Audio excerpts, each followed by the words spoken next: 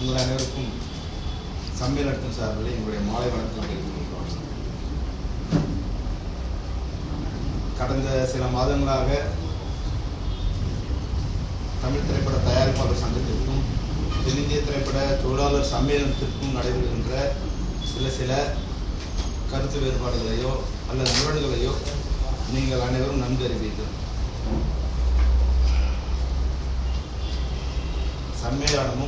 சம்மேளனத்தில் இணைக்கப்பட்ட அனைத்து சங்கங்களும் முறையாக தொழில் செய்ய வேண்டும், தொழில் செய்த ஊதியத்தை முறையாக பெற வேண்டும், தொழில் செய்கின்ற தொழிலாளர்களுக்கு ஒரு பணி பாதுகாப்போ அல்லது மத்திய மாநில அரசுகளின் உதவிகளை கிடைக்கப் பெறுகின்றா போல ஒரு அங்கீகாரமும் ஏற்படுத்த வேண்டும், கிடைக்க வேண்டும் என்பதுதான் என்னுடைய முதற்கண் நோக்கம்.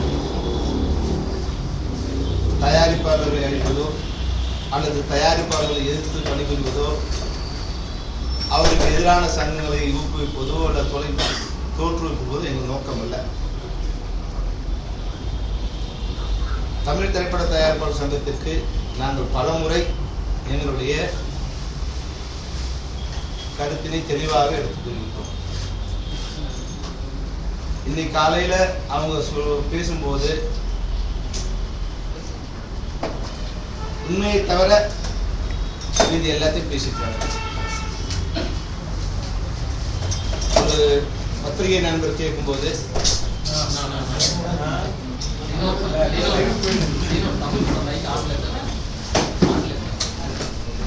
உங்களுடைய தயாரிப்பாளர் சங்கத்திலிருந்து தனியாக சங்கம் ஆரம்பித்த உறுப்பினர்கள் மீது நீங்கள் என்ன நடவடிக்கை எடுத்தீர்கள்? இது உங்களுடைய பத்திரிகையாளர் நண்பர் ஒரு கேட்டது. இந்த கேள்விக்கு அவர்கள் பதில் அளிக்க முடிந்திருந்தாலோ அல்லது அந்த பிரச்சனையை அன்றே அவர்கள் முடித்திருந்தாலோ இன்றைக்கு இவ்வளவு பெரிய பூதாகரமான ஒரு நிலை ஏற்பட்டிருக்கிறார். இன்றைக்கும் அதற்கான விடை தெரியாமல் ஊருக்கு இலட்சமா பிள்ளையார் கோயில் ஆண்டிங்கிற மாதிரி இவங்க எல்லாருக்கும் எதிரி பெப்சிங்கிற ஒரு இதில் அவங்க வேலையை பண்ணிட்டு இருக்காங்க. எப்போதும் நாங்கள் வேலை நிறுத்தத்தை விரும்பியதில்லை, தயாரிப்பாளர்களுடைய மோதலையும் நாங்கள் விரும்பியதில்லை. நான் சம்மேளனத்துக்கு தலைவராக பொறுப்பேற்றுக் கொண்ட பின் எங்களுடைய நிர்வாகிகள் அனைவரையும், இணைக்கப்பட்ட சங்கங்கள் உள்ள நிர்வாகிகள் அனைவரையும் அழைத்து பேசி தயாரிப்பாளர்கள் நன்றாக இருந்தால் மட்டுமே நாம் நன்றாக இருக்க முடியும். எனவே தயாரிப்பு துறையை செழுமைப்படுத்தி சீராக்க வேண்டும், அதற்கு நாம் துணை நிற்க வேண்டும் என்று பல்வேறு விதமான சலுகைகளை, பல்வேறு விதமான உதவிகளை தொழிலாளர்கள் சம்மேளனத்தின் மூலம் தயாரிப்பாளர் செய்து கொடுத்தோம். ஆனாலும் பிரச்சனையை சரியாக புரிந்து கொள்ள முடியாமல் அல்லது அதை தீர்க்க இயலாமல் எங்கள் மீது குற்றங்களும் குறைகளும் அல்லது எங்கள் எதிரியை காட்டி சொந்த பிரச்சனையிலிருந்து தப்பித்துக் கொள்ள நினைக்கின்ற ஒரு முயற்சியாகவே தயாரிப்பாளர் சங்கத்தை அவர்கள் ஒழுங்காக நிர்வகித்திருந்தால் நடப்பு தயாரிப்பாளர் சங்கம் வந்திருக்காது. இன்றைக்கு இன்னொரு தொழிலாளர்கள் கூட்டமைப்பு உருவாக்க வேண்டிய அவசியமும் ஏற்பட்டிருக்காது. ஆகவே அவரவர் வேலையை செய்தால் தமிழ் திரைப்படத்துறை நன்றாக இருக்கும். சொன்னா புரியாது, பட்டாதான் புரியும்னா அதுக்கு மேல அவங்களுக்கு எதுவும் சொல்றது இல்லை. சார், பெப்சியை விட ஆர்கே சார் உங்களை பற்றி தான் மெயினாக பேசுகிறாங்க. உங்கள் சங்கத்தை பற்றி கூட பேசுறது கிடையாது. உங்களை தான் இப்போ கூட பேசுகிறாங்க, உங்களை தான் தூக்கு போகிறதா சொல்லியிருக்காங்க. அது எப்படி நீங்கள் பார்க்குறீங்க? முதன்மையாக எதிரியாக உங்களை தான் பார்க்குறாங்க. ஏன்னா நான் தான் முதல் நண்பன், அதனால அவங்களுக்கு பல உதவி செஞ்சிருக்கோம் இல்லையா, அதுவும் அவங்களுக்கு கேள்வி கேட்கணும் இல்லையா. அதனால அவருக்கு என்னை எடுத்துட்டா பெப்சியை கண்ட்ரோல் பண்ணலாம் நினைக்கிறேன். ஆனால் இப்போ நான் எல்லாரையுமே இந்த ஜனநாயகப்படுத்தியிருக்கேங்கிற ஒன்று அவங்களுக்கு தெரியாது. செல்வமணி இல்லைன்னா அவங்களுக்கு என்ன சிரமங்கிறது அவங்களுக்கு தெரியாது. அதனால பெப்சியோட பிரசிடெண்டா செல்வமணி உங்களுக்கு தெரியுமா, இயக்குனர் செல்வமணியா உங்களுக்கு தெரியுமா? உலகத்துக்கு இன்னைக்கும் நான் டைரக்டர் ஆர்கே செல்வமணி தான். பெப்சி பிரசிடென்ட்ங்கிறது இங்கே உள்ள தொழிலாளர்களுக்கோ இல்லை சினிமா துறையில் சம்மந்தப்பட்டவங்க தெரியும். அதனால அது ஒரு பெரிய எனக்கு தலை வைக்கப்பட்ட கிரீடமாக நான் நினைக்கிறது இல்லை. ஆனால் நான் இருக்கிற இடத்துல அதை சரியாக பண்ணணும், என்னை நம்பி இருக்கிற தொழிலாளர்களுக்கு சரியாக செய்து கொடுக்கணும்னு நினைக்கிறேன். அப்போ சம்மந்தப்பட்டவங்களுக்கு கூட சரியாக விவாதத்தை சரியாவோ இல்லை பிரச்சனையை சரியான கோணத்தில் அணுகியோ அவங்கள நான் வந்து எங்களுடைய கோரிக்கைகளை செவிசாய்த்து வைக்க முயற்சிக்கிறேன். சில நடிகர்களால் அவங்களுக்கு ஆதரவு தரப்படுதா சார்? பேசி முடிக்கணும்.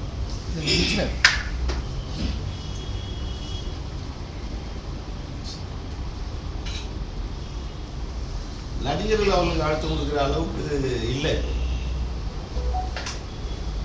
அழுத்தம்லாம் தர வேண்டியதில்லை. பார்த்தா போதும், அவங்க நினைக்கிறத புரிஞ்சுட்டு செய்வாங்க. அழுத்தம் கொடுக்க வேண்டிய அவசியத்தெல்லாம் அவங்க இடத்துல யாரும் இப்போ இல்லை தமிழ் இண்டஸ்ட்ரியில். அதனால வந்து இப்போ அவர் விருப்பம். இது யாரையும் வந்து நான் இது நீங்கள் அது பண்ணாதீங்க, அதை நான் பண்ணாதீங்கன்னு நான் சொல்ல வரல. எங்களுக்கு எதிரான ஒரு அமைப்பை உருவாக்கி எங்களை அழிக்க நினைக்கிற ஒரு அமைப்போடு நாங்கள் இணைந்து பணிபுரிய மாட்டோம் அப்படின்னு நாங்கள் அதுதான் எனக்கு இந்த பிரச்சனைகள்லாம் நடந்து ஒரு பாயிண்ட்ல வந்து நம்ம நிற்கிறோம். இதுக்கு ஒரு தொடக்கம்னு நீங்க எதை நினைக்கிறீங்க? ஏன்னா கருத்து வேறுபாடுகள் தொடர்ந்து இருந்துகிட்டு தான் இருக்கும். தயாரிப்பாளர் சங்கம் தான் சார் தொடக்கம். அதுதான் பிரச்சனை. அவர்களோடு பணிபுரியக்கூடாது என்பதுதான் அவங்க எங்களுக்கு கொடுத்த அழுத்தம். அது நாங்கள் சொல்லிட்டோம். நீங்கள் அவங்கள மேலே இப்போ நடவடிக்கை எடுங்க. அவங்க மேலே நீங்கள் எந்த நடவடிக்கையும் எடுக்காம எங்களை வந்து அவங்களுக்கு ஒர்க் பண்ணாதீங்க சொன்னால் அது எப்படி எங்களால் பண்ண முடியும்? அதை நாங்கள் பண்ண முடியாதுன்னு சொன்னது தான். அதை தவிர வேற எந்த காரணத்தையும் அவங்க சொல்ல முடியாது. அதுதான் உண்மையான காரணம். நடப்பு தயாரிப்பாளர் சங்கத்திலிருந்து இப்போ ஒரு அறிக்கை விட்டுருக்காங்க. சுமூகமான தீர்வு காணணும் அப்படின்ட்டு தயாரிப்பாளர் சங்கத்துக்கு ஒரு வேண்டுகோள் வச்சிருக்காங்க. பெப்சியோட வந்து நம்ம ஒத்துமையா இருக்கணும், இதுதான் பயணிக்கணும். அதை நீங்க எப்படி பாக்குறீங்க சார்? அது ஏன்னா ஒரு தயாரிப்பாளர் சங்கம் இப்படி சொல்லுது, ஒரு தயாரிப்பாளர் சங்கம் ஒத்து போகணும் அப்படின்னு சொல்லுது. அது முரளி சார் இப்போ நீங்க பிரஸ் மீட் வச்சிங்களே, அது முடிஞ்சதுக்கு அப்புறம் தான் சார் இல்லை. அதுதான் இந்த கடிதம் அவங்களுக்கு ஏற்கனவே அனுப்பப்பட்டிருக்கு. 3 மாதத்துக்கு முன்னாடியே அவங்க ஒரு கடிதம் அனுப்பிச்சிருக்காங்க. இப்போ இவ்வளோ பேசுறாங்க இல்லைங்களா? 3 மாதத்துக்கு முன்னாடி இப்போ படப்பிடிப்பை நிறுத்தி மறுசீரமை பண்ணணும்னு ஒரு காரணத்துக்காக படப்பிடிப்பு நிறுத்துறாங்க. வார டிக்ளேர் பண்ணிட்டு நீங்க என்ன பண்ணலாம்னு யோசிப்பீங்களா? என்ன பண்ணலாம்னு யோசிச்சு வார டிக்ளேர் பண்ணுவீங்களா? எல்லா படப்பிடிப்பு நிறுத்தியாச்சு, தொழிலாளர்களும் வீட்டில் உட்காந்துருக்காங்க. நீங்க மீட்டிங்கே போடாம நாளைக்கு அவர் இல்லை அப்போ சொன்னா கோவம் வருது. நிர்வாகிகளை குறை சொல்றாங்க, நாங்க இல்லைன்னு. நீங்க இல்லைங்கிறது உண்மைதானே? இன்னைக்கு நல்ல வேலை பெப்சிங்கிற ஒரு எதிர் சக்தியால நீங்க எல்லாரும் ஒரே மாடியில் உட்காந்துருக்கீங்க. இல்லைன்னா உங்களை தூக்கணும் தானே, உங்க வலது ஏதோ உட்காந்துருக்கு, உங்களை தூக்கணும் தானே உட்காந்து மீட்டிங் போட்டாங்க போன மாசம். இதே ராதா பார்க்கின்ல தலைவர் மேல நம்பிக்கையில்லா தீர்மானம் கொண்டு வரதுக்கு தலைவர் இல்லாம ஒரு பொதுக்குழு கூட்டின தயாரிப்பாளர் சங்கத்தில் இருக்கும் நிர்வாகிகள் தான் நீங்க ஒற்றுமையை பத்தி எங்களுக்கு சொன்னா நான் என்ன பண்றது? உங்களோட பிரச்சனை, அது எங்க பிரச்சனை இல்லை. உங்க பிரச்சனையை நீங்க தீர்க்க முடியாம அது எங்க மேல கொண்டு வரீங்க. தனிப்பட்ட முறையில் தாக்குதல்னா தனிப்பட்ட முறையில பல்வேறு விஷயங்கள் சொல்ல முடியும். தொழிலாளர் நலன் கருதி அப்படின்னு ராஜா சொல்றாரு. தமிழ்நாட்டில் உள்ள விஸ்காம் படிச்ச இளைஞர்களாம் வேலை வாய்ப்பு கொடுக்கணும். உன்னை நம்பி இருக்கிற தொழிலாளர்களுக்கு செஞ்ச வேலைக்கான ஊதியத்தையே நீங்க கொடுக்க முடியாதப்பா. ஊர்ல இருக்கிற தொழிலாளர் பத்தி கவலைப்படுறீங்களா? படிச்ச இளைஞர்களை பத்தி கவலைப்படுறீங்களா? உங்களை நம்ப தொழிலாளர்களுக்கு நீங்க சரியா ஊதியம் கொடுத்தீங்களா? கொடுத்து கேட்டா உங்களுக்கு கோபம் வரும். மேடையில் இருக்க பல பேர் கொடுக்க வேணும். நான் வந்து எல்லா செக்கு நான் கொடுக்குறேன், அடுத்த முறை நான் வருவோம். ஏன்னா தனிப்பட்ட தாக்குதலா ஒருத்தர் இன்னும் நாங்க நட்பா இருக்கும்னு நினைக்கிறதால அவங்க என்னென்னலாம் எங்களுக்கு இது நான் வேற நினைச்சா என்ன பண்ணணும்? நீங்க என்ன செட்டில் பண்ணிட்டு போங்க, அவ்வளோதான் விஷயம். நான் ஒன்றும் வந்து உங்களுக்கு கூட வரணும் வேணாம் முடிவு பண்ணிங்களா? நீங்கள் எது வேணாலும் பண்ணீங்க, எங்களுக்கு இதுவும் இல்லை. நாங்கள் இன்னைக்கு நேற்று அனுப்பிச்ச கடிதம் கூட இணைந்து பயணிக்கிற விருப்பத்தோடு இந்த கடிதத்தை உங்களுக்கு எழுது. அதுக்கு மேலே நாங்கள் என்ன எழுத முடியும்? அவ்வளோதான் நாங்கள் எழுத முடியும். அது அவங்க விருப்பம். பணம் கேட்டாங்களா, பணம் கொடுக்கலையா? நடிகர் பணம் கொடுத்தது கதிரேசன், பணம் வாங்கினது தனுஷ். இப்போ எங்களுக்கு என்ன பிரச்சனை? ஏன் எங்ககிட்ட வரீங்க? அதில் அவங்க என்ன சொன்னாங்கன்னா, பஞ்சாயத்து வந்து நடிகர் சங்கத்துக்கும் தயாரிப்பாளர் சங்கம் எதுக்கு செல்வமணி வராது நடுவில் பஞ்சாயத்துக்கு அப்படின்னு ஒரு கேள்வி அங்கே சொன்னாங்க. கரெக்ட். ஏன் செல்வமணி கடிதம் எழுதுறீங்க? பெப்சி கடிதம் எழுதி இது மாதிரி வரல, நீங்க வந்து ஒரு முடிவு எடுக்கணும், நீங்க வந்து ஒத்துழைக்கணும், ஏன் கடிதம் எழுதுறீங்க? நீங்க கூப்பிட்டு நடிகர் சங்கம் உங்களுக்கு திருப்பியே பார்க்கல, உங்களை மதிக்கவே இல்லை, தனுஷ் படத்துக்கு வேலை செய்யாதீங்க, ஏன் கடிதம் அனுப்புறீங்க? கரெக்டு தான். நீங்க கேட்க நீங்களும் போயிட்டா எங்களுக்கு பிரச்சனையே இல்லை. இப்போ எங்களுக்கு அவங்க சண்டை இல்லை. ஏன் இப்போ நடிகர் சங்கத்துக்கு எங்க மேல கோபம்? இப்போ தனுஷ் படத்துக்கு நீங்க ஒர்க் பண்ணாலும் உங்க கோபப்படுறாங்க சார். அவங்க பிரச்சனை அங்கதான் சார் ஆரம்பிச்சு. ஒரு நாள் ஷூட்டிங் நிறுத்தணும். கரெக்ட்டுங்களா? 2 நாள் நிறுத்தணும். 2 நாள் நிறுத்தணும். நம்ம ஏன் நிறுத்தணும்? இவங்க முதல் இல்ல நம்ம ஒண்ணு நம்ம கேட்க கூடாது, கேட்டுட்டோம்னா அவங்க ஃபாலோ த்ரூ பண்ணணும். இல்ல சார், நம்ம என்ன சொல்றோம், ஒரு பிரச்சனைங்கிறாங்க அவங்களை கூப்பிட்டு அப்ப காம்ப்ரமைஸ் பண்றோம். இப்ப படம் கேக்குறாங்க காம்ப்ரமைஸ் வந்து நீங்க வந்து என்ன சொல்றீங்கன்னா கேட்குறது காம்ப்ரமைஸ், 2 நாள் வேலை நிறுத்தம் பண்றதா இருக்கு சார். காம்ப்ரமைஸ் வேலை நிறுத்தம் இல்ல சார். அவங்க என்ன சொல்றாங்க, தலைவர் சார் நீங்க சரியா புரிஞ்சுக்கணும், வேலை நிறுத்தம் நாங்க இவங்களோட எங்களுக்கு வந்து ஒரு உடன்பாடு இருக்கு. நாங்க சொல்றதை கேட்கலாம் 1-to-1 அக்ரிமெண்ட்டை கேன்சல் பண்ணுவோம்னு 5 தடவை எங்களுக்கு அனௌன்ஸ் பண்ணிருக்கோம். முதல் தடவை சில்பூர் ராமேஸ்வரம் போன போது, 2வது தடவை இந்த பிரச்சனை. அப்போ வந்து விரும்பியோ விரும்பாமலோ இது போல சூழ்நிலை ஏற்படக்கூடாதுங்கிற ஒரு இதுல ஒரு சுமூக நிலைக்காக நம்ம அவங்க சொன்னதுக்காக ஒரு நாள் நிறுத்துறோம். என்ன பிரச்சனை, எங்களுக்கு படம் வேணும், ஓகே படம் வாங்கி கொடுக்கலாம். ஆனா பணம் 100 பேர் அங்க இருந்தாங்க. யாராவது ஒருத்தர் சொல்லு இவ்வளவு பெரிய பொய்யை எப்படி வந்து முரளி ராமசாமி சொல்றாருன்னு எனக்கு தெரியல. அங்க பணமே கேட்கலன்னு அவ்வளவு பேர் வச்சுட்டு எப்படி பொய் சொல்லலாம்? பொய்யே சொல்லலாமா சார்? நீங்க இது என்ன, நீங்க அவ்வளவு பேர் இருக்கும்போது எப்படி அந்த பொய்யை? நாங்க சொன்னோம் சார், பணம் அட்வான்ஸ் கொடுத்தீங்கன்னா கால் ஷீட் கேளுங்க, பணம் கேட்டீங்கன்னா கொடுத்த அட்வான்ஸை கேளுங்க, வட்டி போட்டு கேட்கறதுல ஒரு இது இருக்கணும். இது வட்டி போட்டு கேட்டா எப்படின்னு கேட்டது நான் சார், வட்டி கடை வச்சிருக்கலாம்னு கேட்டது நடிகர் சங்கம். அப்ப எப்படி நீங்க பணம் கேட்காம வட்டி கடை நடத்தினாலும் எப்படி உங்களை கேட்டாங்க அவங்க? அப்போ அவங்கள சொல்லவே இல்லை நீங்க. இப்ப கூட நாங்க உங்களுக்கு இழைச்சவங்க இல்ல சார். அதாவது நடிகர் சங்கத்தை விட்டுருவோம், ஓகே, தயாரிப்பாளர் சங்கம், பெப்சி, ஆமா, இப்ப எங்களுக்கு 1-to-1 நமக்கு இருந்தது. ஆமா, நம்ம ஒர்க் பண்ணோம். தொழிலாளர்களுடைய நலனுக்காக தான் வந்து அவங்க சொல்லபடி கோஆபரேட் பண்ணி நம்ம ஷூட்டிங்கை நிறுத்துறோம், நடத்துறோம் இதெல்லாம். ஆனா இன்னைக்கு அதுதான் பாதிக்கப்பட்டிருக்கு இல்லையா?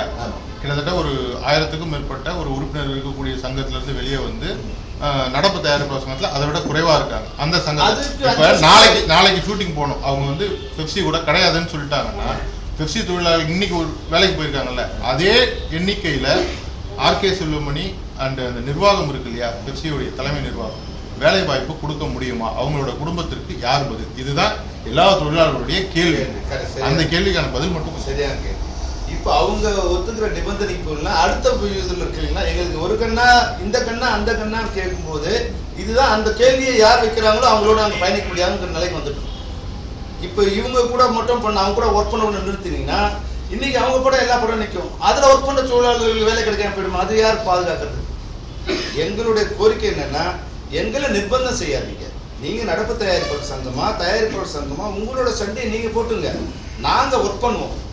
நாங்க ஒர்க் பண்றது எங்களை போய் நீங்க ஒர்க் பண்ணா இதை கேன்சல் பண்ணணும்னு சொல்லாதீங்க. இந்த பாதிப்பு தான் அங்கேயும் வரும். இப்போ உங்க நிர்வாகிகள் அங்க நீங்க அவங்க எதிரி அனௌன்ஸ் பண்றீங்க, மேடையில் இருக்கவங்களே அங்க உறுப்பினர் இருக்காங்க, அவங்களுக்கு அது பதில் சொல்ல முடியல. அதெல்லாம் வேண்டாம் பதிலான்னா நீங்க அட்ஜஸ்ட் ஆகிட்டு எங்களை சண்டை போட சொன்னா எப்படி அர்த்தம்? அப்ப நாங்க என்ன இழிச்சு வாங்கிங்களா? உங்க தனிப்பட்ட முறையில் சொல்றேன் வந்து என்ன, எல்லாரும் எங்களுக்கு நண்பர்கள். அது எனக்கு ரொம்ப எல்லாரோட நெருங்கிய பழக்கம் இருக்கு. அப்ப நான் சொல்லும்போது அவங்க கோவம் வருது. இப்போ சாமிநாதனோ செந்திலோ சொன்னா அவங்களுக்கு கோவம் வராது, ஒரு சங்கம் சொல்ற மாதிரி இருக்கும். நான் அவங்களோட 30 வருடமா இணைந்து பயணிச்சிருக்கேன். அப்போ நீயே சொல்றியாங்கிற கோவம் வரும். எனக்கு அவங்களோட எல்லா முகமும் தெரியும் உங்களுக்கு.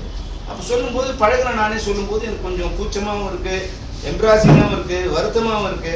ஆனா அதை பார்க்கும்போது முரளி சார் என்ன சொல்றாரு, அவங்க வந்து பிஎஃப்ஏஸ்னா இதெல்லாம் உங்க டெய்லி வேஜஸ் 100 வருஷமா நாங்கள் டெய்லி வேஜஸ் அங்கே உங்களுக்கு கோடியா இது சம்பாதிச்சு கொடுத்து எங்கள் உயிரை கொடுத்து இது கொடுத்து இன்னைக்கு சேர்ந்தா ஒரு இஎஸ்ஐ கட்டினா எங்களுக்கு என்ன கிடைக்கும்? கோடி ரூபாய் கொடுத்து போறாங்களா கவர்மெண்ட்? எங்களுக்கு நீங்களும் வந்து இன்சூரன்ஸ் எடுக்க மாட்டீங்க. செத்த பணத்துக்கு போய் ஆம்புலன்ஸ் கொண்டு வந்து வைக்க கூட முடியாத தயாரிப்பாளர்கள் இருக்கிறாங்க, அவங்களும் பாதுகாக்க மாட்டாங்க, நீங்களும் பாதுகாக்க மாட்டீங்க. அரசாங்கத்துக்கிட்ட உதவி பெறத்துக்காக சில முயற்சிகள் எடுத்தா அதையும் தடுக்கிறீங்கன்னா அப்ப என்னதான் அர்த்தம் உங்களுக்கு? நாங்க சாப்பாடு போடுறது எல்லா வேலையும் நாங்க செய்யணும். உலகத்துல 16 மணி நேரம் ஒரு தொழில் பண்ற ஒரு தொழிலாளி உலகத்துல எங்கேயாவது பாத்துருக்கீங்களா? நான் சொன்னா தூண்டி விடுற மாதிரி ஆயிடும். உங்களுக்கு 16 மணி நேரம் ஒவ்வொரு தொழிலாளியும் வேலை செய்யறான். அதை கருத்தில் அதுக்கு வச்சுக்கிட்டு தான் அவன் வெளியே போனா சாப்பிட்டு வர லேட் ஆகும் தான் நம்ம அவங்க சாப்பாடு கொடுக்குறோம். நான் அவனே ஷூட்டிங் வந்தா லேட்டா வந்தா அவனுக்கு வண்டி கொடுக்குறோம். இன்னைக்கு வந்து யாராவது ஒரு எலக்ட்ரீஷியன் கூப்பிடுங்க, வந்தா ஒரு நாள் சம்பளத்துக்கு யாராவது வரங்களான்னு கேளுங்க, வரமாட்டாங்க. இன்னும் ஒருத்தருக்கு ஒரு ஃபேன் மாற்றுறது 150 ரூபாங்க, அவ்வளோதான். 4 ஃபேன் மட்டும் 600 ரூபா.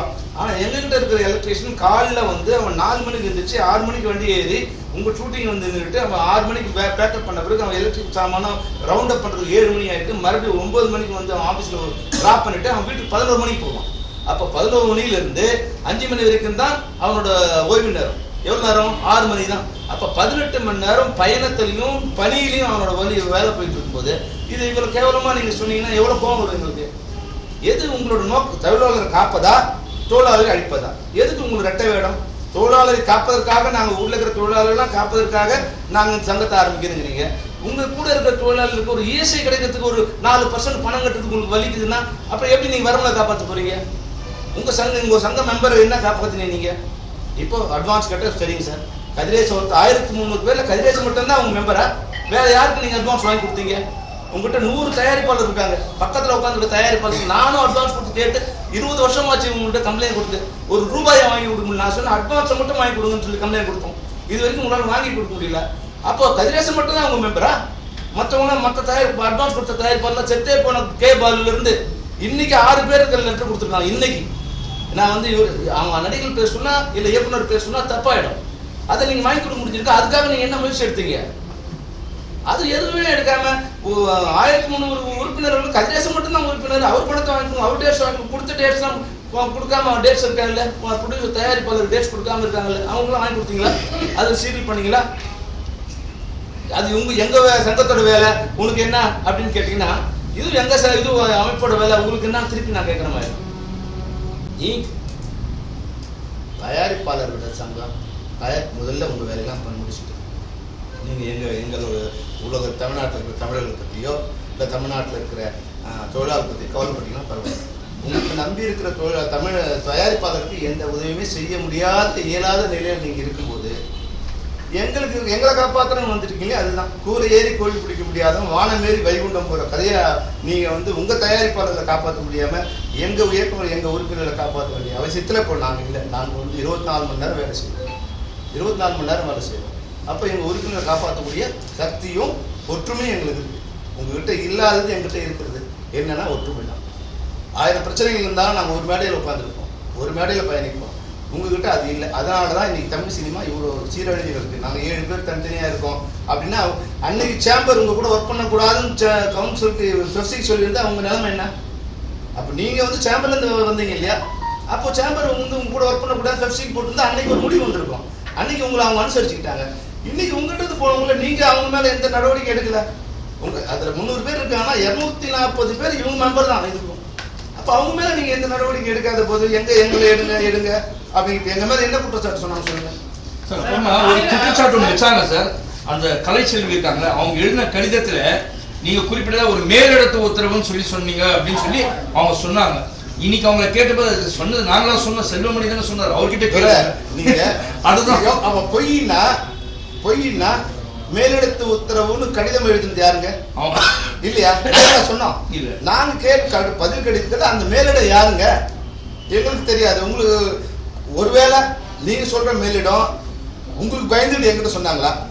ஐயோ இவங்கன்னா தயாரிப்பாளர்கிட்ட நம்ம சொல்ல முடியாது, அவங்க சொன்னா கேட்க மாட்டாங்க, இவங்க ஃபெப்சி ஒர்க்கர்ஸ்லாம் நம்ம சொன்னா கேட்பாங்க அப்படி என்கிட்ட சொன்னாங்களா? உங்களை பார்த்து அவங்களுக்கு ஒரு பயமா? எவ்வளவு பொய் துறை.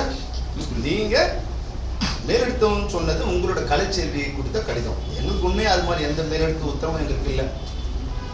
இல்லாத நீங்களே சொல்லிட்டு அவங்க திசை திருப்ப சொல்றாருன்னு வந்து ராதாகிருஷ்ணன், அது நான் என்ன சொல்றது? எல்லாமே பொய் பேசுற முடிவு பண்ண பிறகு நான் அதுல இதுதான் உண்மை, அதுல இருக்க உண்மையை கண்டுபிடிக்கிறது தான் ரொம்ப சிரமமா இருக்கு. யார் சார் அந்த பணக்கார நண்பர்கள்? யாரு? ஆர்கே செல்வமணி வந்து அவரோட பணக்கார நண்பர்களுக்காக ராதாகிருஷ்ணன் அவர்களுக்கு உங்க மேல ஏன் அவ்வளோ ஒரு அதுதான் சார். அவரு இப்ப என்னன்னா சார், இணைந்து பயணிப்பது என்பது ரொம்ப கஷ்டம் சார். இணைந்து பயணிப்பது என்பது ரொம்ப கஷ்டம். இப்ப நான் கூட வந்து இந்த சங்கத்துக்கு வரும்போது சம்மேளனத்துக்கு வரும்போது எதிரெதிர் அணியில் நின்று தான் இப்போ சாமிநாதன் எனக்கு எதிராக போட்டிட்டாரு, செந்தில் எனக்கு எதிராக போட்டிட்டாரு. ஆனால் வந்து 6 மாதங்களில் நாங்கள் ஓரணியாக வந்து இன்னைக்கு வரைக்கும் ஒற்றுமையாக பயணிக்கிறோம். அப்போ இணைந்து பயணிப்பது என்பது உள்ளுக்குள்ளே பிரச்சனையை தீர்க்க முடியும். அப்போதான் அந்த சங்கம் நல்லா இருக்கும். இந்த சங்கத்தை சீரழிச்சவங்க தான் நீங்க தான். அன்னைக்கு விஷால் ஒரு இளையராஜா ப்ரோக்ராம் நடத்துறாரு. ஒரே ஒரு எடுத்துக்காட்டு நான் சொல்றேன். விஷால் இளையராஜா ப்ரோக்ராம் நடத்துறாரு. அதுக்கு புக் மை ஷோ வந்து 5 கோடி ரூபாய் டிக்கெட் புக் பண்றாங்க. கான்ட்ராக்ட் பேசி 5 கோடி ரூபாய் பிளாக் பண்றாங்க. அன்னைக்கு தமிழ் ப்ரொடியூசர் கவுன்சிலர் கூட்டினது யாரு? விஷாலுக்கு நஷ்டமா ப்ரொடியூசர் கவுன்சில் நஷ்டமா? அன்னைக்கு நீங்க கூட்டினதால மறுவாரம் நடக்க வேண்டிய அந்த ஷோ நடக்க கூடாதுன்னு கேஸ் போயிடுச்சு. கேஸ் போனதால புக் மை ஷோ வித்ரா பண்ணிட்டாங்க. ஷோவை நடத்தலான்னு வந்து 48 மணி நேரத்துக்கு முன்னாடி நீதிமன்றம் உத்தரவு கொடுக்குது. 48 மணி நேரத்தில் எங்களால் வந்து ஷோ புக் மை ஷோ பண்ண முடியாதுன்னு அவங்க பேக் ஆகிட்டாங்க. அப்போ 5 கோடி ரூபாய் தயாரிப்பாளர் சங்கத்துக்கு நஷ்டம். இன்னை வரைக்கும் இளையராஜா சார் கொடுக்க வேண்டிய பணத்தை உங்களால் கொடுக்க முடியல. அது உங்களுடைய குழப்படியும் ஒற்றுமையின்மை தான் காரணம். இது மாதிரி நிறைய விஷயம் நான் சொல்லுவேன். உங்களுடைய இணைந்து பயணிக்க முடியாத தன்மை, யாரையுமே அந்த மேடையில் வந்து உட்கார வைக்க முடியாத தன்மை, அவங்க மேடையிலேருந்து இறக்கணும். இதே வேலையை அலைஞ்சிக்கிட்டீங்கன்னா என்ன பண்ணுறது? 3 வருஷம் ஒரு எலெக்ஷன் முன்னாடி 6 மாதம் எலெக்ஷன் வேலை பண்ணுறது, எலெக்ஷனை ஜெயிச்சு வந்த பிறகு உங்களோட ஒருத்தர் சண்டை போட்டுக்கிறது, இதுதானே கடந்த. ஏன் உங்கள்கிட்ட இருந்து அவங்க போனாங்க? நாங்கள் அமிச்சோம். நடப்பு தயாரிப்பாளர் நீங்கள் சிவா நீங்கள் போங்க, தியாகராஜன் சார் நீங்கள் போங்க அப்படி நாங்கள் அமிச்சோம். உங்களோட இருந்து எந்த வேலையும் பண்ண முடியல அப்படிங்கிற ஒரு சூழ்நிலை வந்தபோது அவங்க போய் ஆரம்பித்தாங்க. அது கூட நாங்கள் வந்து அவங்களோட பயணிக்கலை, உங்களோட தான் பயணித்தோம். அவங்க ஆரம்பித்த 2018 2019 இது வரைக்கும் நாங்கள் உங்களோட தான் பயணிச்சிருக்கோம். இப்போ தான் நெருக்கடி வந்து கடந்த 6 மாதம் முன்னாடி முடிவு பண்ணி, கடந்த நவம்பர் மாதம் எங்களுக்கு வந்து ஒரு இன்ஸ்ட்ரக்ஷன் கொடுக்குறாங்க. நீங்கள் முடிவு பண்ணீங்க, நாங்களா அவங்களுக்கு ஒர்க் பண்ணக்கூடாது. அப்போ அது வரைக்கும் நாங்கள் வந்து அவங்கள தள்ளி கூப்பிட்டே வந்தோம். அதுக்கு மேலே எங்களால் பயணிக்க முடியல. அப்போ நாங்கள் சொல்லிட்டோம், சார் யாருக்கும் நாங்கள் 2 பேருக்கும் ஒர்க் பண்ணுவோம் அப்படின்னா அவங்களுக்கு ஒர்க் பண்ண மாட்டோம், நாங்கள் 1 to 1 கேன்சல் பண்ணி. இதுதான் அவங்க சார் இன்னைக்கு கூட அவங்க சொல்கிறாங்க, சார் நாங்கள் வந்து ஸ்ட்ரைக்கே இல்லாமல் வேலை நிறுத்தம் இல்லாமல் போகணும், அதாவது எம்ப்ளாயிஸ் தான் நினைக்கிறோம், அவங்க தான் ஸ்ட்ரைக் எப்போ பண்ணணும்னு காத்திருக்காங்கிறது இன்னைக்கு வரைக்கும். சார் எப்படி இப்போ நாங்கள் ரெடிங்க, நீங்கள் சொல்லுங்கள். நாங்கள் வேலை எடுத்து நாங்கள் பண்ணல, நாங்கள் ரெடி, என்ன சொல்லுங்கள் இப்போ? இல்லை எந்த ஆங்கிள் அவங்க சொல்கிறாங்க அதுதான் நீங்கள் கேட்கணும். இப்போ நாங்கள் வந்து கடிதம் அமைச்சிருக்கோம், எந்த இதுவும் இல்லாமல் நாங்கள் பயணிக்கணும் கடிதம் அமைச்சிருக்கோம். ஸ்ட்ரைக் எங்களோட நோக்கம் இல்லை, ஸ்ட்ரைக் பண்ண மாட்டாங்க. இப்போ நீங்கள் சொல்லுங்கள் சார். அவங்க சொல்லியிருக்கிறது காலையில் என்னென்னா ஃபெஸ்ட்ராம் சொல்லிட்டு ஏதோ ஒரு கம்பெனிக்குள்ள இது பண்ணியிருக்கீங்கன்னு சொல்லியிருக்கீங்க. ஆல்ரெடி பெப்சியில் இருக்கிற உறுப்பினர்களுக்கு என்ன வேலை சொல்லுவீங்கன்னு கேட்டிருக்காங்க. சுழற்சி முறையில் நீங்கள் கொடுத்தீங்களா அப்படின்னு கணக்கு எடுத்திருக்காங்க, டேட்டா இருக்கான்னு கேட்குறாரு. இதில் நார்மலாக பெப்சியில் கார்டு எடுத்தவங்க ஒர்க் பண்ண முடியாது, அவர் தனியாக செல்வமணிக்கு தனியாக ஃபெஸ்ட்ரான்றதை கொண்டு வந்திருக்காரு, அதுலேயும் எடுக்கணும்னு சொல்லியிருக்காரு. இப்போ ஃபெஸ்ட்ரான்றது இருக்கா? அதாவது அது யார் நிர்வாகின்னு கேட்டிருக்காரு, டேட்டா வச்சுக்கலாம் கேட்டிருக்காங்க. சரி, ரொம்ப நல்ல விஷயம்.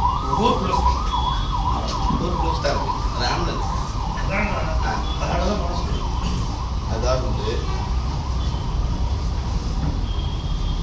யாரோ பணக்கார நண்பர்கள் உங்களுக்கு எந்த கேள்வி முடிச்சது? ஏன்னா அது ஓரளவு போச்சுன்னா பணக்கார நண்பர்கள் பற்றி அப்புறம் பேசலாம்.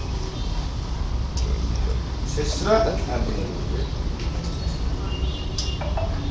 இந்த 23 சங்கங்கள் இருக்கிற நிர்வாகிகளுக்கு அவங்க உறுப்பினர்களுக்கு பிஎஃப் இஎஸ்ஐ இது போல கொண்டு கொடுக்குற ஒரு அமைப்பாக இயங்கி அது மூலம் அவங்க வந்து ஒரு குடையின் கீழ் வந்து அதனோட எம்ப்ளாயி இருந்து அதனோட எம்ப்ளாயோட ஸ்டேட்டஸ் பார்த்து பிஎஃப் இஎஸ்ஐ.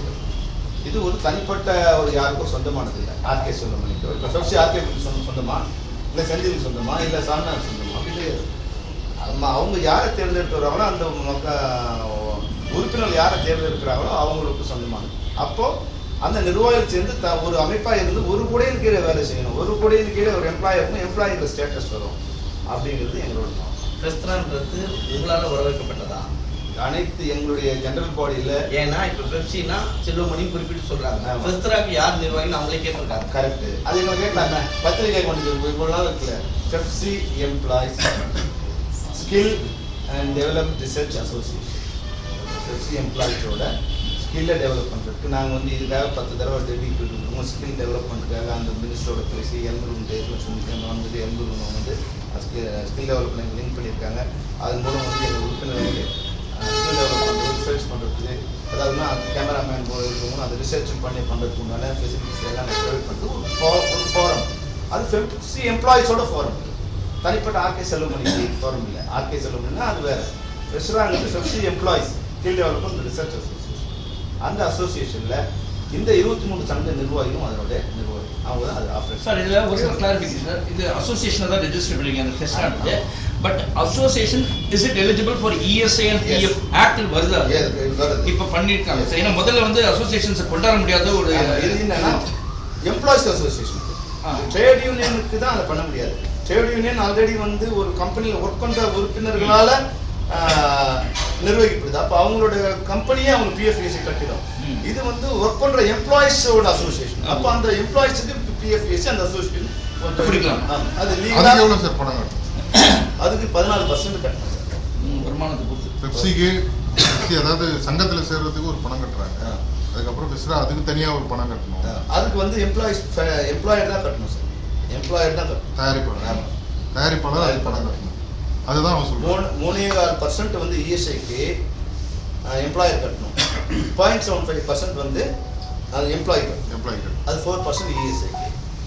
12% வந்து அவங்க 1800 கட்டணும். எம்ப்ளாயி 1800 கட்டணும். சார் அவங்க புதுசாக சங்கம் ஆரம்பிச்சுன்னு சொல்லியிருக்காங்க சார். இப்போ வந்து நம்ம ஃபெஸ்டிலேருந்து யாராவது அங்கே போனால் விட்டுருவீங்களா, இல்லை அவங்க மேலே ஏதாவது நடவடிக்கை எடுப்பீங்களா?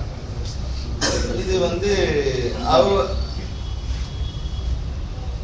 இங்கேருந்து அங்கே போனால் போயிட வேண்டியதான் சார். அவங்க உறுதிமொழி கொடுத்துட்டாங்க, கன்ஃபார்ம் நாங்கள் ஆரம்பிச்சுட்டோம். பரவாயில்ல சார். நாங்கள் அது பெப்சி என்ன பண்ண போகிறோம், ஏன்னா அவங்க இன்னொன்று கேட்டிருக்காங்க, உங்கள் உறுப்பினர்கள் எவ்வளோ பேர் இருக்காங்க சார் இதில், பெப்சியில் எவ்வளோ பேர் சார் இருக்காங்க? 25,000 பேரில் டேட்டா பேஸ் இருக்கா, அவங்களுக்கு எத்தனை பேருக்கு வேலை கொடுத்துருக்காரு, சுழற்சி முறையில் இருக்கான்லாம் கேட்டிருக்காங்க. அது சொல்லுங்க இருக்கு. ஏன்னா அவங்க சொல்றது இதான், பணக்கார நண்பர்கள் யாருன்னு தெரியல. அதே போல நீங்களும் குறிப்பிட்டு தனுஷ் படத்தை நிறுத்தத்துக்கு சொன்னாங்க, தனுஷ் படத்தை நிறுத்தத்துக்கு சொல்றாங்க. நீங்க யார் தான் நடுவில் இருக்கிறது, யார் அந்த சாத்தம் இப்ப திரும்பவும் வருது? இல்லை சார், அது நீங்க அவங்க நான் சொல்லிட்டு தனுஷ் படத்தை நிறுத்த சொன்னது தயாரிப்பாளர். நான் நேரடியாக சொன்னேன். அவங்க சொல்லுங்க பணக்கார நண்பர்கள் யார், எனக்கு சிவா இருக்கிற படம் எடுத்து ப்ரொடியூஸ் பண்ணுங்க சொல்லியிருக்காரு. நடப்பு தயாரிப்பு சங்கத்தில் இருக்காங்க சார். அதான் அதனால அவங்க சப்போர்ட் பண்றாங்கன்னு சொல்றாங்க. இப்போ கூட ஒரு அறிக்கை பாத்தீங்கன்னா எல்லாம் சேர்ந்து பயணிக்கலாம், செல்வம் நீ சேர்த்து பண்ணலாம்ன்றாங்க. இந்த பையனும் இருக்குல்ல, அவங்க வந்து அடுக்குமாடி மட்டும் தான் கட்டணும்னு சொல்லியிருக்காங்க. அது என்ன இவ்வளோ கட்டி விஜய்க்கு ஷூட் பண்ணுறது, அதுதான் அதுல ஊழல் நடந்தது சார். அது ஏதோ ஒரு 15 ஏக்கர் ஊழல் நடந்த மாதிரி சொல்றாங்க. அது வந்து என்ன பாவம், அந்த ஸ்டுடியோ கட்டிருக்கிறது தான் இடம் தான். 50 ஏக்கர் குடியிருப்பு கொடுக்காங்க. குடியிருப்பு கொடுக்கும்போது அப்போ விசி கோகுநாதன் சார் தான் அப்போ ப்ரமோட்டர், இவங்க அப்பா ராமநாதன் சார் தான் அங்கே கூட இருந்தாங்க. அப்போ அவங்க கேட்குறாங்க, இங்கே குடியிருப்பு கட்டிட்டா இங்கேருந்து சென்னைக்கு வர்றது வந்து இதுவாக இருக்காது, அதனால வந்து எங்களுக்கு ஸ்டுடியோ இது மாதிரி பொது பயன்பாட்டுக்கு ஒரு 15 ஏக்கர் போடணும். அப்போ பொது பயன்பாட்டுக்கு கொடுத்து அன்னைக்கு கலைஞர் வந்து கட்டட அஸ்திவாரம் போட்டது தான் இன்னைக்கு இருக்கிற ஃப்ளோர்.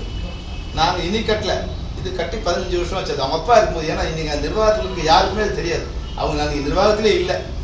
வேணா முரளிராமசாமி வந்து அவங்க அப்பாவை கேட்டுக்கலாம், எல்லாம் இது அவங்க அப்பா கூட இருந்தவங்க கேட்டுக்கலாம். அவங்க அப்பா கலைஞர் வந்து அடிக்கால் நட்டு அந்த ஃப்ளோர் அப்போ வந்து பண்ணக்கூடாதுன்னா அது எப்படி கவர்மெண்ட் அப்ரூவல் கொடுத்தாலே கட்டியிருக்காங்க. அதனால இன்னைக்கு கூட வந்து ஊழல் வந்து நாங்கள் ஒரு தயாரிப்பாளர் காலில் விழுந்து, ஐயா இங்கே வந்து ஷூட்டிங் பண்ணுங்க, எங்களுக்கு பணமே கொடுக்க வேண்டாம், ஏன்னா நாங்கள் ஒரு பேட்டா கூட வாங்கிக்கிறோம், டிரைவருக்கு மற்ற இங்கேருந்து போனாலாம் மற்ற ஷூட்டிங் போனால் வந்து நீங்கள் வந்து நிறைய இருக்கணும், எங்களுக்கு பேட்டா ஒரு பேட்டா கொடுத்தா கூட போதும், இங்கே நீங்கள் ஒர்க் பண்ணுங்க, ஃப்ரீயாக கூட ஒர்க் பண்ணுங்க அப்படின்னு சொல்லி தான் இன்னைக்கு முதல் படமாக அவங்க வரும்போது என்னென்னா அது ஃபுல்லாக விஜய் படத்தோட ஒரு பெரிய ஃப்ளோர் அங்கே வந்து ஒர்க் அவுட் நிற்கிது. அதில் ஏதோ லட்சம் வாங்கிக்கணும். அது வந்து அவங்களுக்கே வந்து நாங்கள் பண்ணோம், நீங்கள் ஒரு பணம் கொடுத்தா அவங்க சில தேவைகள் கேட்டாங்க, ஒரு 20 மேக்கப் ரூமு, டாய்லெட்டு, மெஸ்ஸு, அதெல்லாம் நீங்கள் கிணறு அதெல்லாம் நீங்களே எடுத்துக்கணும். என்ன பண்ணமோ உங்கள் ஆர்டர் கொடுத்து நீங்களே அதை எடுத்துக்கணும். எங்களுக்கு பணமாக கொடுக்கலாம் பரவாயில்ல, அந்த தேவைகளை ஃபில் பண்ணி ஏதாவது ஃபில்லப் பண்ண. இன்னைக்கு ஏறக்குறைய ஒரு 20 கோடி ரூபா சொத்து அந்த இடத்துல இருக்கு.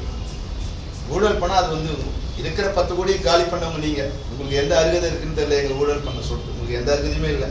வர வேண்டிய 5 கோடி ரூபாய் பணத்தை உங்களுக்கு யூகோவால் வரவிடாமல் பண்ண நீங்கள் எங்களுக்கு சொல்ல எந்த அருகதையும் இல்லை சார். தயவுசெய்து பெரிய வார்த்தை சொல்ல நினைக்காதீங்க. நீங்கள் சொல்லும்போது நான் அக்செப்ட் பண்ணிட்டேன். நான் நிறைய தடவை சொல்லியிருக்கேன், என்னோட ஆனஸ்டி மேலே கல் இருந்தீங்கன்னா பயங்கர வேகமாக, பொறுமை மேலே எடுத்து நீங்கள் அடிச்சிங்கன்னா நான் பொறுத்து போயிருக்கேன். ஆனஸ்டி மேலே அடிச்சிங்கன்னா பயங்கர வேகப்படுவேன்.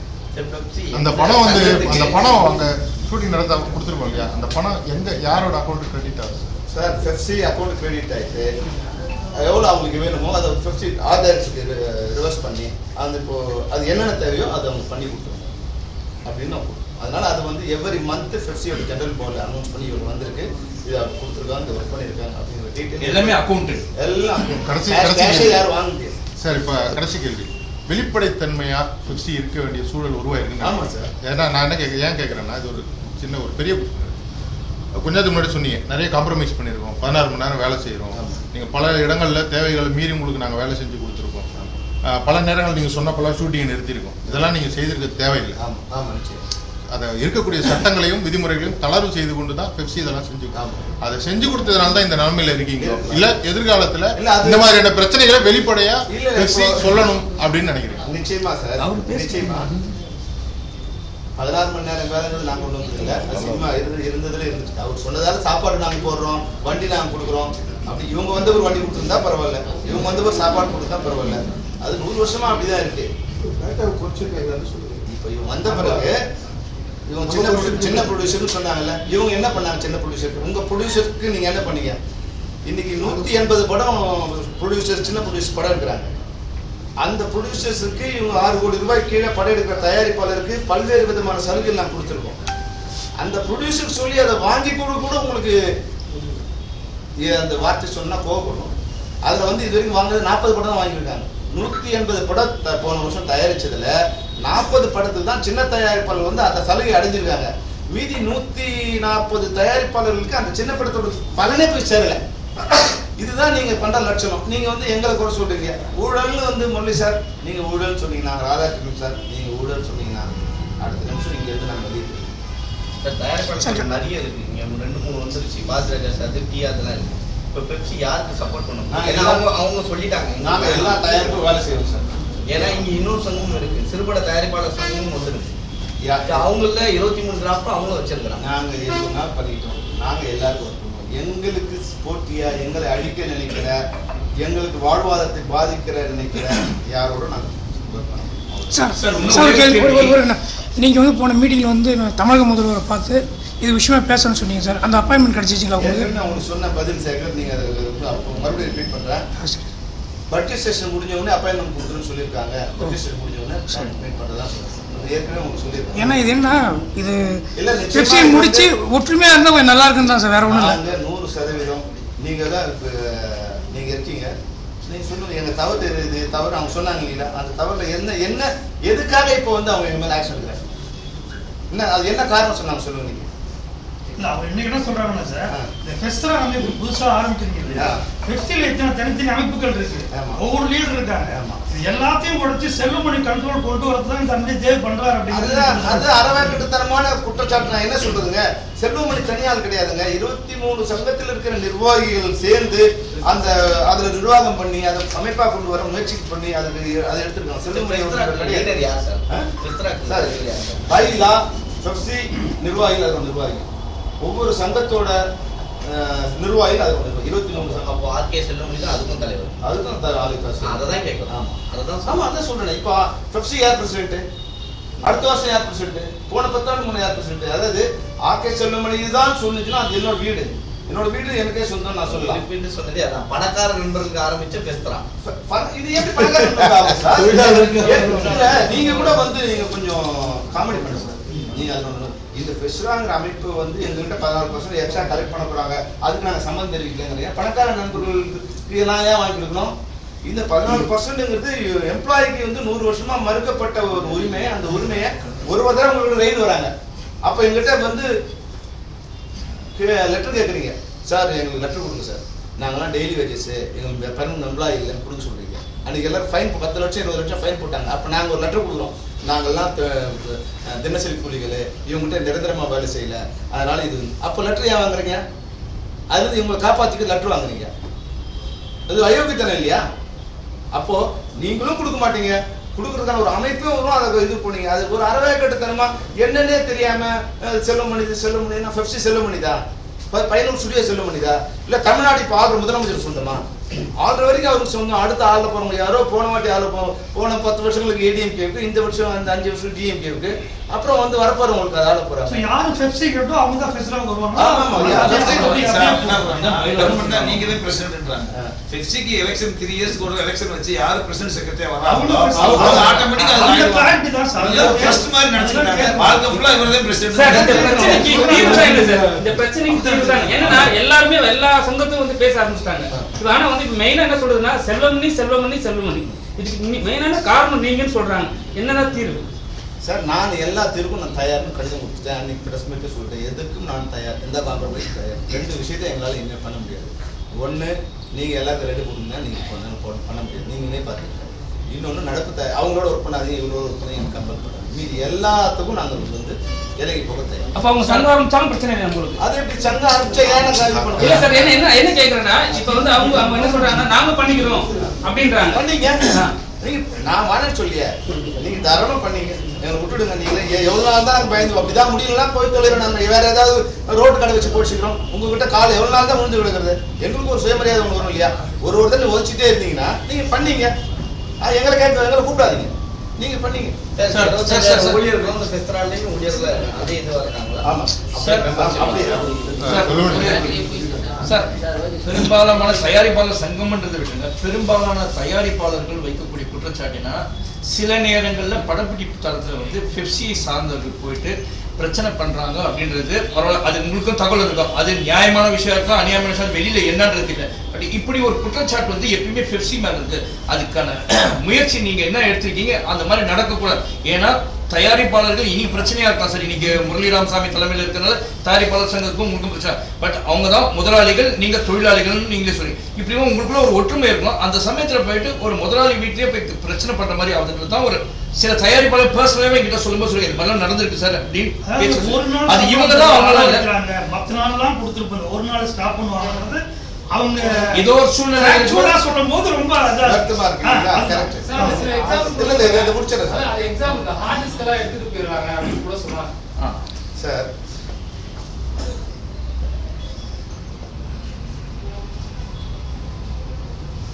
முதல்ல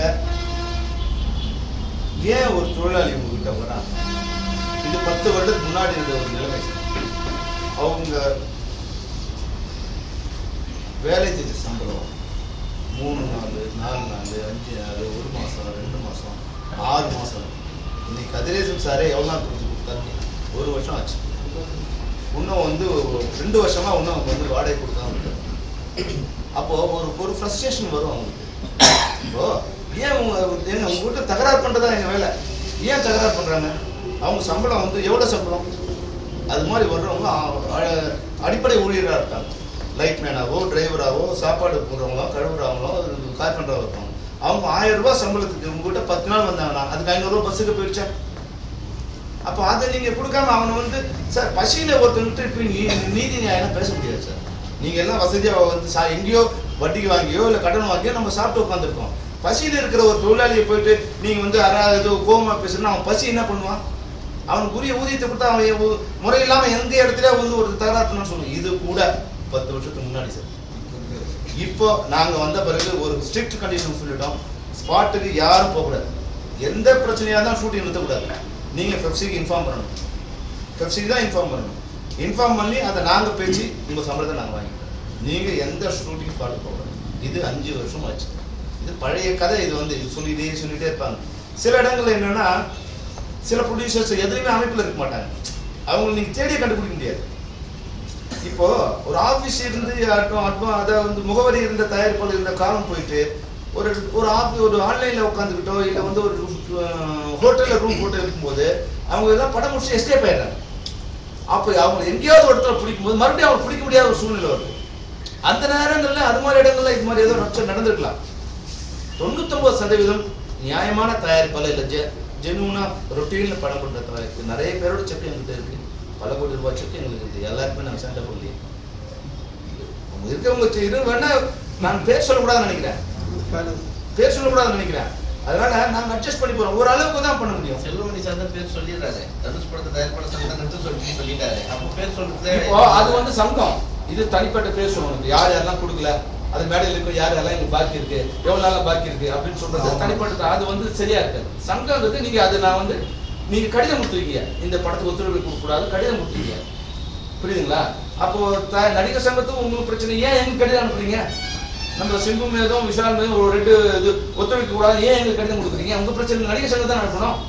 அப்போ நீங்க சொல்றதை கேட்கும்போது நான் உங்களுக்கு கடிதம் கொடுப்பீங்க, எங்களால் கேட்க முடியாதுன்னா நீங்க ஏன்னு கேட்பீங்க. அதனால நாங்க யாரோ நீங்களே பார்த்துங்க நாங்க தலையில பெப்சி எம்ப்ளாயிஸ் சங்கம் சார். அவங்க ஒரு எம்ப்ளாயிஸ் சங்கம் உருவாக்குறாங்க. அது செயல்பாட்டுக்கு வந்ததுன்னா இப்ப நீங்க தொழிலாளர்களுக்காக முயற்சி பண்றீங்க. அப்ப அந்த மோதல் வந்ததுன்னா அது இன்னும் பலவீனமாகாதா தொழிலாளர்கள் மத்தியில?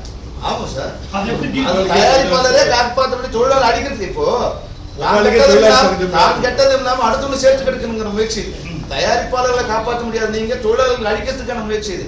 அவ்வளவு. உங்களோட கோரிக்கை என்னது? இதெல்லாம் நீங்க கேட்டீங்கல்ல, இப்போ எங்க சொல்லுங்க, நீங்களே போய் கேளுங்க சார். உங்க என்ன பண்ணா நீங்க இது என்ன சார் நடப்பு தயாரிப்பு சங்கத்துல வெளியே வரணும் சார்? நாங்களாம் வந்து அது நிறுத்தினவங்களால வெளியே வரணுங்கிறாங்களா? இல்ல அவங்க என்ன ஒத்துழைப்பு கொடுக்க கூடாது. இல்ல அங்க பேசும் ஏதோ அக்ரிமெண்ட் சைன் பண்ண வேணாம்னு சொன்னா, பட் மீடியம் வந்து அக்ரிமெண்ட் சைன் பண்ணாங்க. அதுதான் எங்களுக்கு உடன்பாடு இல்லை. பேசுறது என்ன பேசிக்கலாம், ஏன் அக்ரிமெண்ட் சைன் பண்ணாங்கன்ற மாதிரி தான் பேச்சு. சார் நீங்க அனௌன்ஸ் பண்ணுவோம்னு சொல்லி 6 மாசம் ஆச்சு. நாங்க உங்களுக்கு 3 கடிதம் சார், அந்த அக்ரிமெண்ட் சைன் பண்ணலாம் உங்க தலைமையில அவங்க சைன் பண்ண தயாரா இருக்காங்க, கொடுத்தோம். நீங்க 1 மாசம் பதில் சொல்ல சார், நீங்க அவங்க சேர்ந்தா சைன் பண்ணுங்க, தயாரா இல்லை. அப்புறம் நாங்க சொல்றோம் சார், நீங்க பண்ணாலும் மார்ச் 31 முடிஞ்சிடுச்சு. இப்போ சம்பள பேச்சுவார்த்தை முடிச்சு இப்போ எங்க உறுப்பினர் கேட்குறாங்க புதிய ஊதியம் வாங்கணும். இப்போ இவங்க சும்மா இருந்தாங்கன்னா நாங்கள் நினைச்சோமா அடுத்த மாதம் 30% ஏற்றி போயிட்டே இருக்கலாம். இவங்களை இது பண்ண நினைச்சா தூண்டி விடணும், தொழிலாளர் தூண்டி விடணும்னு நினைச்சுன்னா 31 மார்ச்சோட முடிஞ்சிடுச்சு. சம்பள பேச்சுவார்த்தை 3 வருஷம் முடிஞ்சிடுச்சு. நீ கொடுக்குறியா இல்லை நான் ஏற்றிக்கிட்டோம்? முன்னாடி அவங்க பண்ண மாதிரி 30-45% ஏற்றிட்டு போயினே இருக்கலாம். நீ கொடுத்துதான் ஆகணும். அப்போ அதை சரி பண்ணி உங்களுடைய நிலைமை சரியில்லை, அதனால அப்புறம் 1 வருஷம் தள்ளி வச்சுக்கலாம், எங்களுக்கு பிஎஃப்இஎஸ்ஐ மட்டும் கட்டுங்க. அப்போ உங்களுக்கு எவ்வளோ மிகப்பெரிய நன்மை பண்ணியிருக்கோம். அதனுடைய அது தயாரிப்பாளரை காப்பாற்றுறாங்களா இல்லையாங்கிறது வந்து உட்காந்து உங்களுக்கு நோக்கம் எல்லாம் கண்ணை திறந்தா நடப்பு தயாரிப்பு சங்கம், கண்ணை திறந்தா பணக்காரர் நண்பர்கள், இதே நீங்க யோசிச்சுட்டீங்கன்னா உங்க தயாரிப்புகளை பத்தி யோசிக்கிறதே இல்லை நீங்க. சார் ஒரு சஜஷன், அது சாத்தியமா? தமிழக அரசு தொடர்பு கொண்டு தொழிலாளர் துறை அமைச்சர், அந்த மினிஸ்ட்ரி, அதுக்கப்புறமா வந்து செய்தித்துறை அமைச்சர், இவங்களை பேசி உங்க 3 சங்கங்களும் பெப்சி, தயாரிப்பாளர் சங்கம், நடப்பு தயாரிப்பாளர் சங்கம் மீடியேட் பண்ணி உங்களுக்குள்ள ஒரு இது கொண்டாடுறதுக்கான வாய்ப்பு இருக்கா? அதுக்கான முயற்சி என்ன பண்ணலாம்? இல்லைன்னா பாதிக்கப்படுறது பல தயாரிப்பாளர்களும் பல ஊழியர்களும் தான். நிச்சயமா இது தொழிலாளரும் பாதிக்கப்படுவாங்க. ஒரு தொழில் அமைதியின்மை ஏற்படும், மோதல் ஏற்படும். இப்போ நாங்கள் சொல்லுவோம் எங்கள் குறுக்கோலை பணத்தை கொடுத்துட்டு போகணும்னு சொல்லுவோம். எங்களுக்கு 2 வருஷமா பணம் கொடுக்கணும், கோடி ரூபாய்க்கு மேலே பணம் கொடுக்கணும். கேட்டால் எங்களுக்கு ஜிஎஸ்டி ஃப்ரீஸ் ஆயிடுச்சு, ஜிஎஸ்டி ஃப்ரீஸ் ஆயிடுச்சு, எங்களால் கொடுக்க முடியலங்கிறீங்க. உங்கள் ஜிஎஸ்டியை உங்களால் சரியாக மெயின்டைன் பண்ண முடியல, நான் சொல்ல முடியுமா? சொல்லணும். அதை நீ சரி பண்ணி எல்லாம் செட்டில் பண்ணிட்டு எதாவது பண்ணீங்கன்னு சொல்லணும்.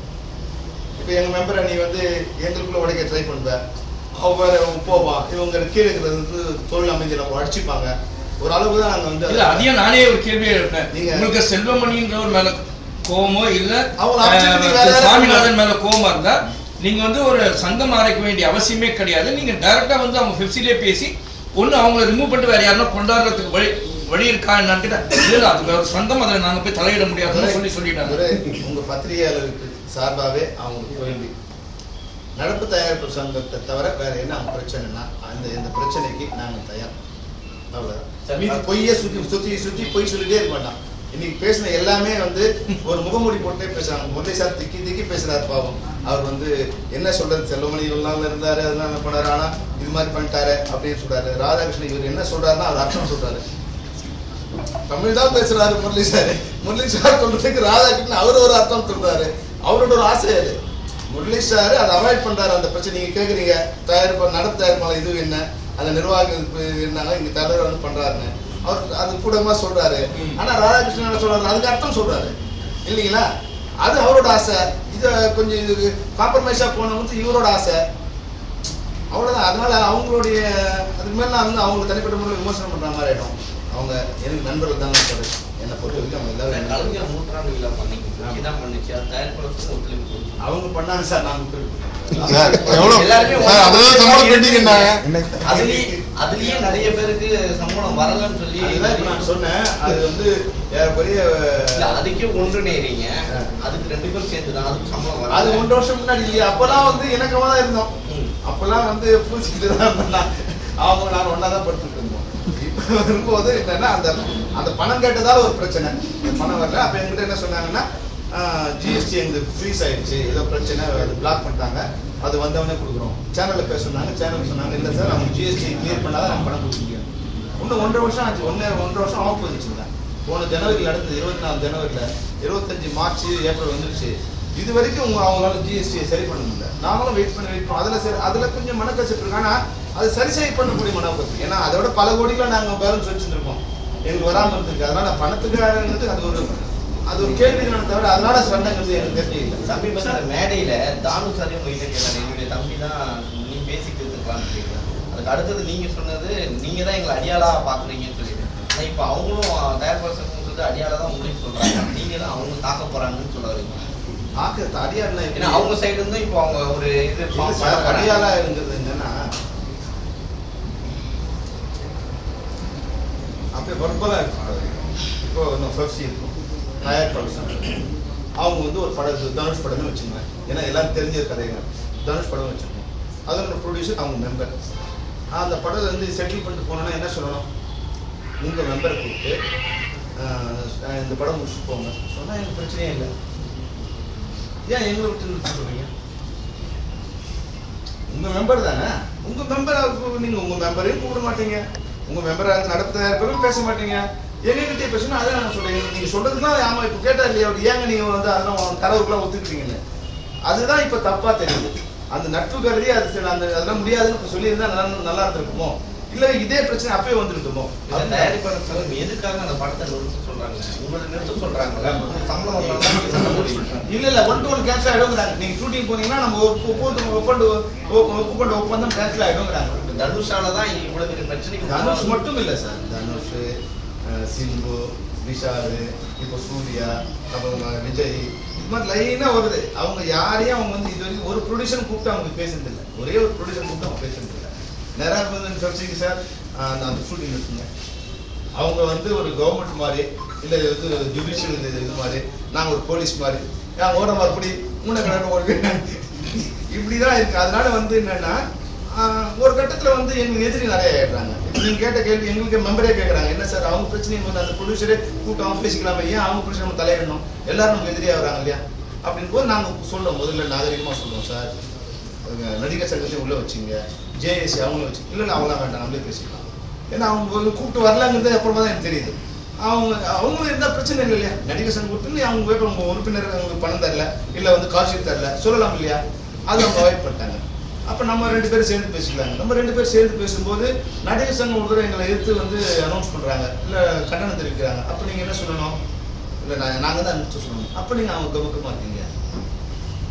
இப்போ எவ்வளோ பணம் பெண்டிங் இருக்குது சார் சார் பெப்சிக்கு? இப்போ இந்த தமிழ் திரைப்பட தயாரிப்பாளர் சங்கம் மூலயமா வர வேண்டிய சம்பளம் பாக்கி அப்படின்லாம் இருக்கும் இல்லையா, கன்சால்டேட்டடாக எவ்வளோ அமௌண்ட் இருக்கலாம்? இப்போ அதை கேட்பீங்களா? வெளியே போகிறது கொடுத்துட்டு வெளியே போங்க அப்படின்னு சொல்லுவீங்க சார்? சார் பல கோடிகள் ஒரு இதுதான் சார் பிரச்சனை, சொல்ல மாட்டீங்க, அவங்க எல்லாத்தையும் சொல்றாங்க. சொல்லும் போது நாங்க இப்போ இல்ல நடுவுல அந்த ஒரு இடத்துல தயங்குனீங்க, இந்த வந்து இது டாக்ஸுக்கு வந்து கேட்பாங்க, அப்போ வந்து அப்படின்னு ஒரு இடத்துல நிறுத்துறீங்க. அந்த செல்வமணியின் அந்த தயக்கம் தான் இந்த சூழ்நிலை காரணம். இல்ல கோபத்துல நான் வார்த்தையை விட்டுறக்கூடாது இல்லையா, ஏன்னா என்னோட நண்பர்களா இருந்தவங்க உங்களுக்கு ஒன்னா நீங்க வந்து ஹாட்லைன் நியூஸ் கொடுங்க, நல்ல பேக் லைன் போட்டுங்க, அதனால பாதிக்கப்படுறது என்னோட கோபத்தால என்னோட மெம்பர் தான் பாதிக்கப்படுவாங்க.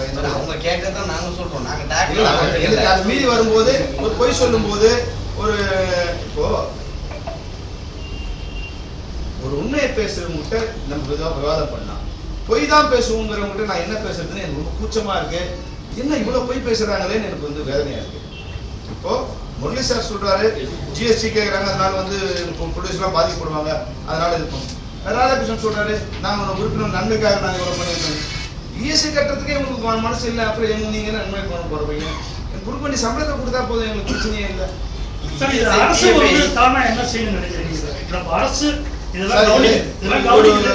வீட்டுக்குள்ள பிரச்சனை வரும்போது அப்பா அம்மா கூப்பிட்டு இது என்ன பிரச்சனை கேட்கணும், அது மாதிரி இந்த எங்களுக்கு இது வந்து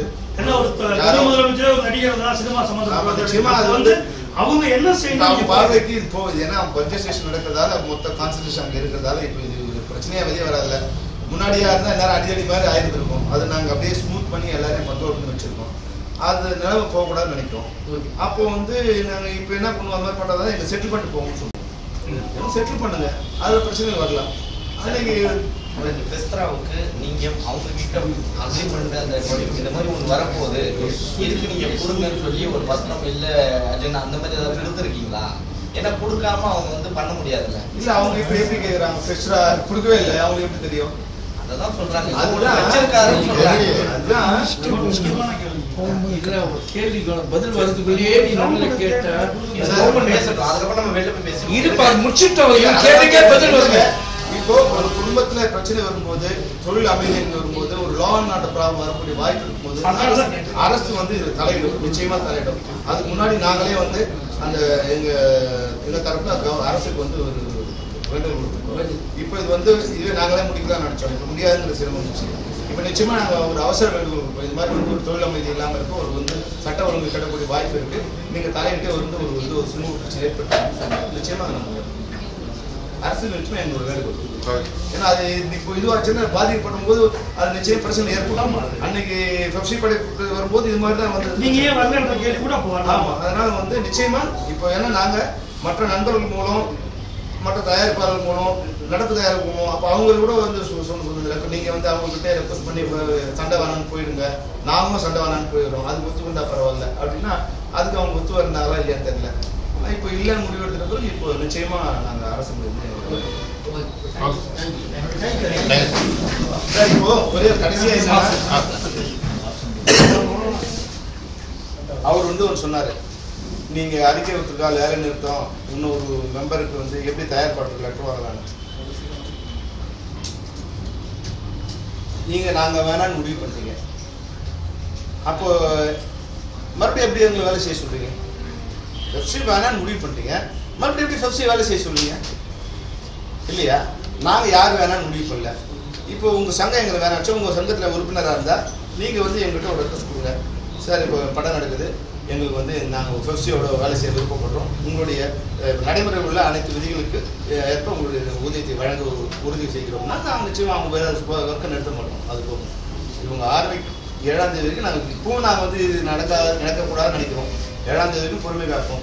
7ஆம் தேதிக்கு பிறகு 8ஆம் தேதி முதல் 7ஆம் தேதி ஒரு அப்ளிகேஷன் கொடுத்தவங்க ஆரம்பிச்சாங்கன்னா 8ஆம் தேதி முதல் தமிழ் திரைப்பட தயாரிப்பாளர் சங்கத்தோடு நாங்கள் இணைந்து பயணிக்க மாட்டோம். அவருக்கு தொழிலுக்கு பழக்கம்.